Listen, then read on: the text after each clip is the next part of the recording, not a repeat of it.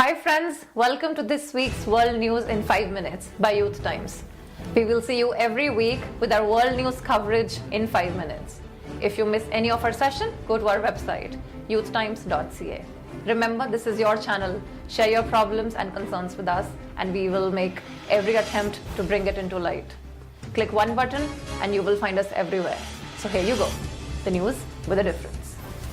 Mom, we won't come to India again, said 10-year-old son of a Punjabi NRI woman from Australia who was gang raped on the national highway.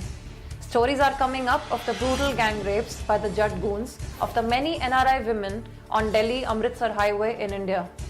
One of the stories of an Australian NRI woman explaining about the psychology of her 10-year-old son who witnessed gang rapes of his mother, aunt and two sisters. The police and administration appeared covering up for the rapes under political pressure. But how about the woman? I wish I never went to India. I wish I could delete those days and moments from my life. I wish I could wash the rotten smell coming from my body, she wrote in a letter to Indian institution which got viral on social media.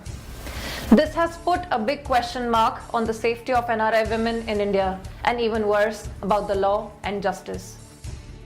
This part of the news is brought to you by Smart Marketing and Video Advertising, a smart message in a smart way. United Nations. At least 150,000 children have been affected by April 16th earthquake in Ecuador, the strongest tremor to strike the country in decades. And these are just initial estimates by UNICEF. The after effects of this tragedy may be devastating in the form of a disease or other emergencies, and it could be a great challenge for the government and non-profit organizations to overcome the crisis. GIDS Canada continues in its mission to distribute study material to poor students in the schools of Punjab in India. It must be noted that these students are so poor that they cannot afford even the basic study material and sometimes spend the whole year without doing any schoolwork. It must be remembered that GIDS is a Canadian non-profit agency working for the welfare of the poor, weak and marginalized of people in Canada and South Asia. USA. Michigan's Attorney General has filed charges against 3 officials over contaminated water supplies in Flint. 2 state employees in the Environmental Department have also been charged with misleading the US government about the severity of the problem. A Flint employee has also been charged with altering water test results. Nearly 100,000 residents of the poor of a particular community were exposed to high levels of lead, sparking hue and outcry all over. Here it must be noted that lead exposure can cause learning disabilities and behavioral problems in the kids. Civil rights activist Harriet Tubman will be the first woman to appear on a US banknote for more than a century. The African-American woman will be featured on the new $20 bill, the US Treasury Department said. Ms. Tubman will replace slave-holding former President Andrew Jackson on the $20 bill. Vaisakhi celebrated at Ontario Legislative Assembly. Ontario Premier Kathleen Wynne and other political leaders with a large Sikh community celebrated Vaisakhi at the Ontario Legislative Assembly. This was for the first time that the holy Sikh book Guru Granth Sahib was brought to the Assembly here on Monday to celebrate Vaisakhi and the Sikh Heritage Month. The Sikh community's saffron flag Nishan Sahib was also hoisted outside the Assembly building to mark the day. Dressed in salwar kameez and with her head covered, Wynne praised the Sikh community for integrating into Canada's multicultural society. She said that she was very happy that the Sikh holy scripture was brought to the Assembly for the first time, as it created an atmosphere of peace inside the House. Constable Jasjeet Sandhu of Peel Region Police was on Tuesday charged with an account of assault causing bodily harm following an altercation at a wedding reception at a Brampton banquet hall. The incident occurred in the early morning hours of Sunday, April 10th. Sandhu was off duty at the time.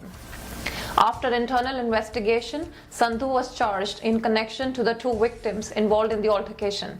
He has been suspended with pay since the onset of this investigation as specified under the current provisions of the Police Services Act. The investigation into the incident is still ongoing. Nepal. At least 48% of Nepali women suffer from at least one form of violence against women, while 40% of them also fall victim to the mental violence. statistics were shared at a discussion program organized by National Women Commission in Nepal. Ill practices, social norms, and vices including witchcraft, dowry system, child marriage are considered to be the main factors contributing to the problem. Pakistan.